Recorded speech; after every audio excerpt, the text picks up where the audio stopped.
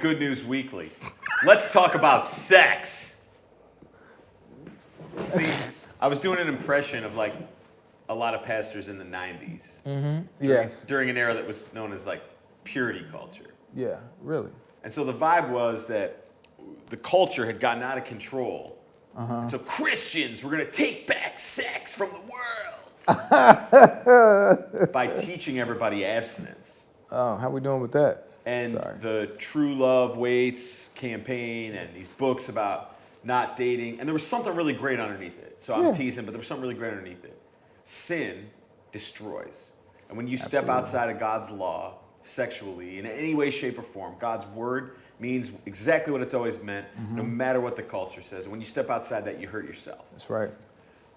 But we add stuff on top of the Bible that really messes things up. And we created this culture, you know, with our bracelets and our rings and our ceremonies where it was like, you know, dad in the driveway with his shotgun for when a guy came over to take out a girl. And I'm just like, well, what if the girl could take care of herself and she didn't need you standing there? Right. We created this thing where it's like, if you're a virgin, then you're good. But if you're not, then you're bad. Right. And it was just not sometimes very nuanced. And I think that a lot of people carried around shame and guilt and scars and confusion. That in people's good-hearted desires to encourage them to wait till marriage, they made them feel like that was like the only thing that Jesus cared about was, have you had intercourse or not? Right. Okay. It's like, I mean, some people, they would have these mission trips and they'd be like, well, we need to get off the highway because we're about to drive through Intercourse, Pennsylvania. And we just need to be careful that we don't, because that could wreck, no? Too much? I love it. Keep going. Yes. Keep preaching. The biblical message is a message of purity. That's right. Not a message of virginity.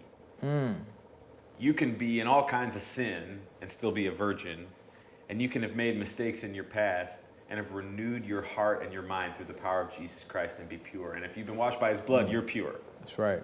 So let's just not get it twisted. We saw a generation try that, and in lots of ways it didn't work. So do we want to normalize talking about sex? Do we want the teenagers and kids that we're raising to know that there's not a weird stigma attached to it? Do we want them to understand it? Yes. Right. But we're not going to beat the world by creating an even cooler way of talking about it than the world.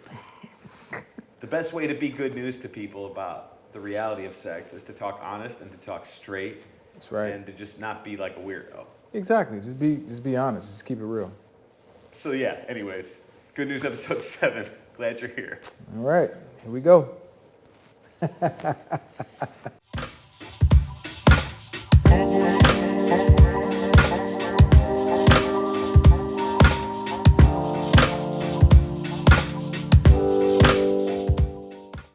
So this episode is going live, episode 7, March 4th.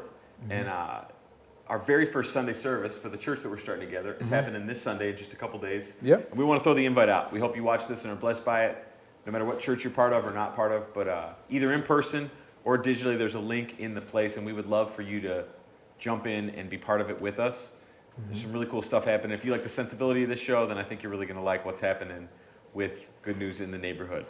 So, we bring a cup every week, but before the cup, we bring a cartoon. This is my favorite part of the show. We got a guy. He throws me off every time. His name? Super Christian guy. Just give us like a sense, Johnny, of what Super Christian guys like vibe.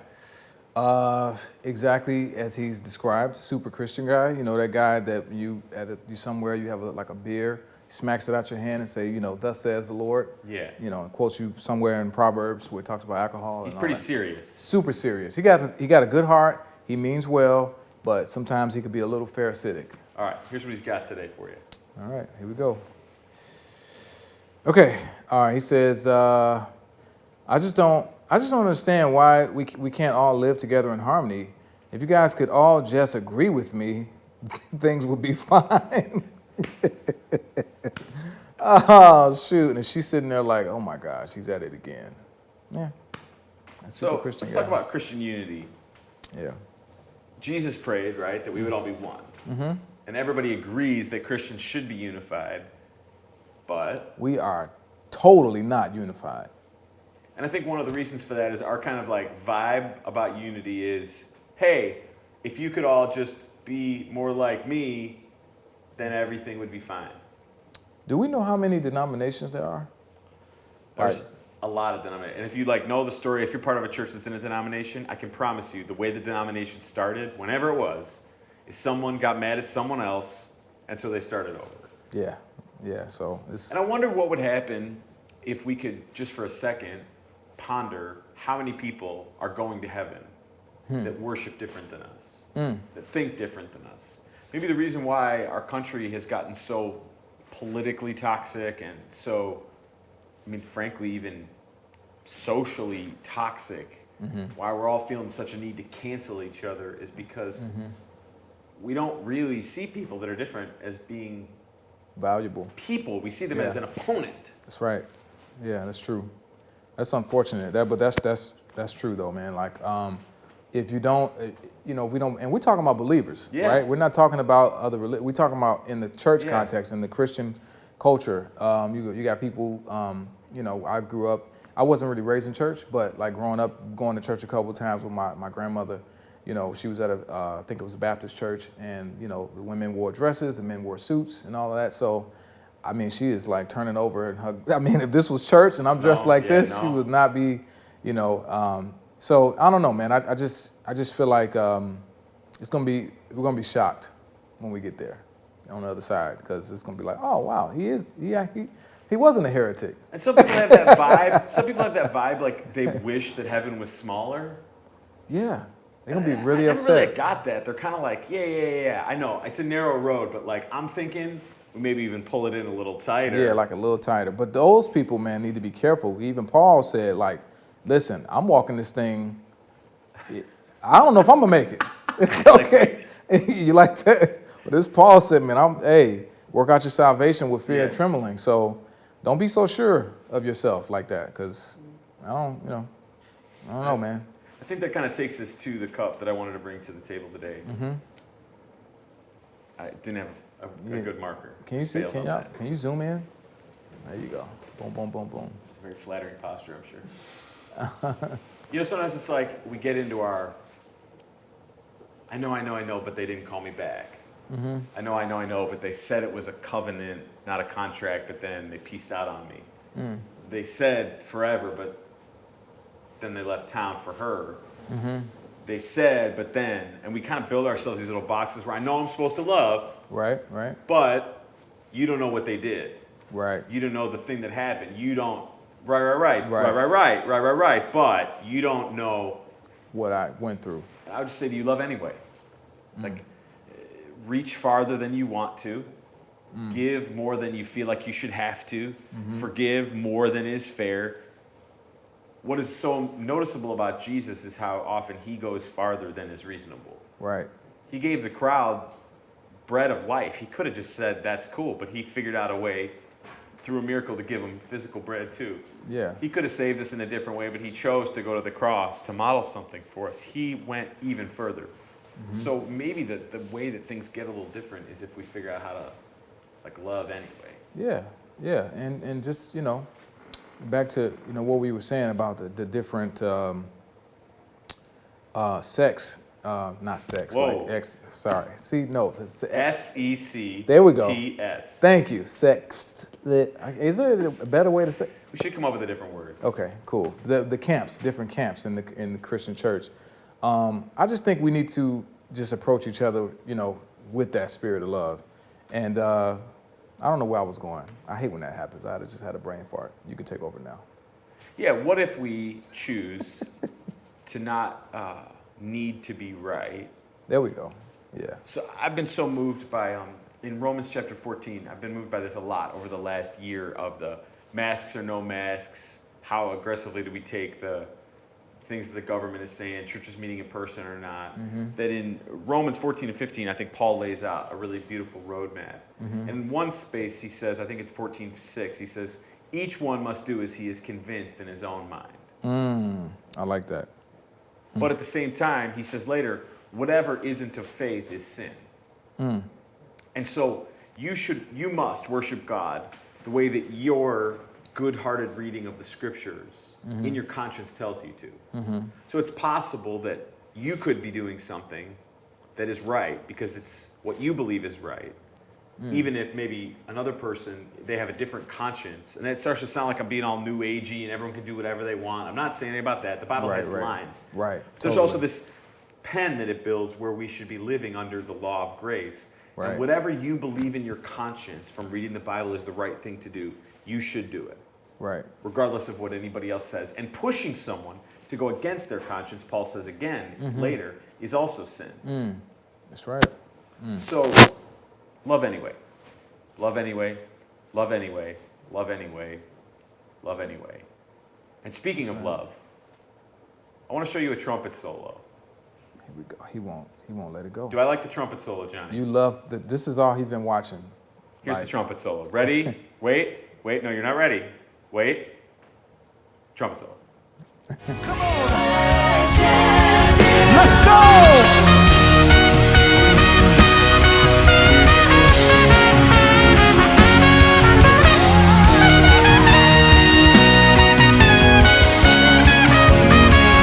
Jesus be exalted.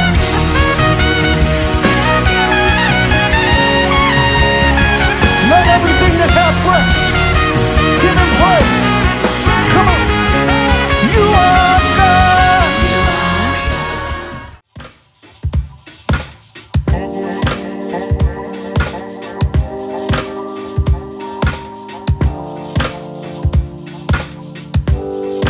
All right. You want to watch the trumpet solo again? No, okay, I'm just kidding. I've been told. No, you can't do it? Okay. Thank you. We're good. Thanks. We enjoyed it, right? Right. Like the video. We enjoyed it. Woo! We got three things for you to check out, and we didn't mean to do it this way, but they all kind of have a vibe at the end of Black History Month and a racial, multi-ethnic church thing. I'll show you those, and then we'll read the Psalm of the day. So I got one. I'm almost finished reading this book, and I really like it so far. This book is called How to Fight Racism. Simple title. Jamar Tisby, he wrote another wonderful book last year that I read called Color of Compromise. What I like about this book a lot, and would really encourage you to check it out, is so often the conversation about justice and the conversation about how to make the world better kind of begins and ends at there's a problem. And this book assumes the premise that you agree that we can do better, and says here's like a whole bunch of practical things that you can do to try to make things better. Okay. Which I really dig. Very good book. Okay. I have a book by Michelle Alexander, The New Jim Crow. It's about the tagline is mass incarceration in the age of colorblindness. This is an amazing book. I'm on like chapter 2. I just started it so far. Very, very impactful book. If you ever wanted to know about when you see people throw around the term systematic racism, systematic oppression, and all of that, get this book. It's a very, very good book. You can learn a lot. So check this out. And then I had an article that I read this past week. We're starting a church, like we said already in the show, and we want it to be a multi-ethnic church, which means all different kinds of people are not just invited to be part of it, but are invited to lead as part of it. That's right. a big distinction that so often has been missing. And I read this really great article that is by a woman named Corey Edwards. She's one of the most influential people in the space of multi-ethnic churches, and it was eye-opening to me, some of the challenges that people face, that it's not just trying that gets you there, there's a lot of other elements to it. And we'll put that also down in the comments there below in the description. You can check that out. Hope that you'll enjoy some of that stuff and pay attention to it. And our new church, Good News in the Neighborhood, we are on this kind of pattern of Psalms and Proverbs every day. And so we've made it now, I can't believe we've made it this far, but it is the 62nd day. Of the year. We're like 1/6 of the way through the year. Yeah, And we made it. on the doorstep of the anniversary of the crazy time our world shut down because of COVID, and we're here. Yes. And read a Psalm 62, Johnny. Psalm 62, Psalm of David, one of my favorite Psalms as well. Verse 1, it says, I am at rest in God alone. My salvation comes from him. He alone is my rock and my salvation, my stronghold. I will never be shaken. How long will you threaten a man? Will all of you attack as if he were a leaning wall or a tottering fence? They only plan to bring him down from his high position. They take pleasure in lying. They bless with their mouths, but they curse inwardly. Rest in God alone, my soul, for my hope comes from him. He alone is my rock and my salvation, my stronghold. I will not be shaken. My salvation and glory depend on God and my strong rock. My refuge is in God. Trust in him at all times. You people, pour out your hearts before him. God is our refuge. Common people are only a vapor, important people an illusion. Together on a scale, they weigh less than a vapor. That's a bar. Verse 10, place no trust in oppression or false hope in robbery. If wealth increases, don't set your heart on it. God has spoken once. I have heard this twice. Strength belongs to God, and faithful love belongs to you, Lord. For you repay each according to his works. Amen. That's Psalm 62.